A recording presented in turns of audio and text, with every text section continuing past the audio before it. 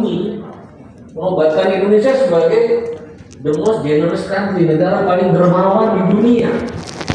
Ya, negara ini bukan negara kaya, bukan sistem kesejahteraan yang sempurna. Negara ini juga banyak kekurangan. Ya, kita tuh bangsa yang masih peduli, mau berbagi, mau ikut jadi volunteer, mau ikut untuk menyumbang, berempati, ya. Ketika ada musibah dan lain-lain itu luar biasa. Ini mengagumkan dunia. Ketika dunia mengalami proses individualistik, gitu kan, kita masih punya turunan-turunan careness, ya, pedulian itu, sehingga kemudian dinobatkan sebagai paling negara dermawan. Nah, kasus lain misalnya, kebetulan kita sini tadi bicara Dirjen Perlindungan Tradisi dan Budaya, ya. Itu ada kasus Indonesia ini punya satu bahasa yang sangat mengagumkan, sehingga ahli bahasa dari Prancis namanya Jérôme Samuel menulis buku judulnya Kasus Keajaiban Bahasa Indonesia. Memang bahasa Indonesia ini salah satu dari sedikit bahasa yang ajaib, karena bahasa ini bukan bahasa warisan kolonial, bukan bahasa dari pusat kekuasaan, bukan berasal dari kelompok etnis atau dominan, tetapi bagaimana satu bahasa yang tadinya hanya dituturkan oleh ratusan ribu saja dalam tempo cepat menjadi lingua franca dan menjadi bahasa persatuan yang mengikat tanah air dengan segala keragaman etnis, agama, luasan kepulauan yang luar biasa itu. Ini ajaib, ya. Jadi rahasianya di mana? Lagi-lagi rahasianya adalah dalam spontanitas dan gotong royongan. Bahasa Indonesia itu dikembangkan agensinya oleh banyak agensi-agensi.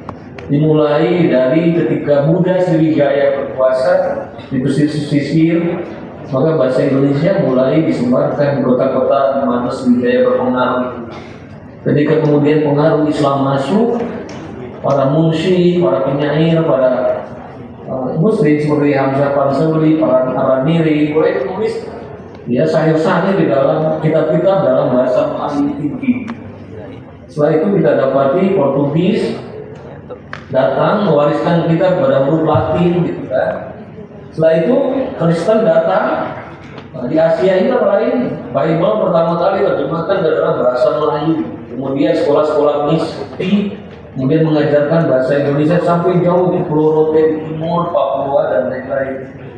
Setelah itu kita datang ketika era pers, ketika industri pers berkembang, orang-orang pengusaha Tionghoa yang penciuman bisnisnya tajam, dilihat di akhir abad 19 di kota-kota pesisir itu banyak orang yang melek huruf tapi tidak menguasai bahasa Belanda.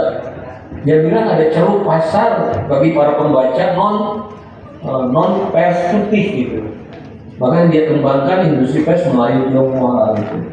Setelah itu kita datang ke Sumpah Pemuda, itu dijadikan bahasa persatuan, mendapatkan momentum di zaman Jepang.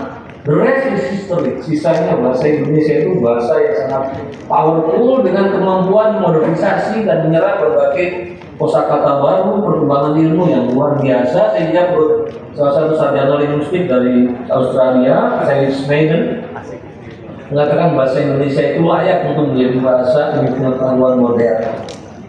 Oke, ya, dari kasus-kasus ini kita melihat bahwa Indonesia ini setelah 80 tahun, ya, Bung Karno berpidato tentang Pancasila dan beliau menguraikan bahwa di jantung seluruh sila-sila Pancasila itu sebenarnya ada jiwa bangsa Indonesia yang sudah tertanam lama, yaitu anggur tua, ya, anggur tua di dalam sejarah kita itu jiwa gotong royong. Ternyata jiwa gotong royong itu masih menjadi dasar yang bisa membuat bangsa ini bisa bertahan, membuat bangsa ini bisa memiliki daya sintasnya. Nah, ini menarik yang perlu kita perhatikan. Justru ketika dunia sekarang mengalami masalah yang serius dihadapkan pada ledakan pluralisme, mau itu di Eropa, di India, di Amerika. Sekarang ini mereka mengalami tsunami luar biasa, tsunami sosial, yaitu ketidakmampuan menghadapi ledakan pluralisme dari luar dan dari dalam.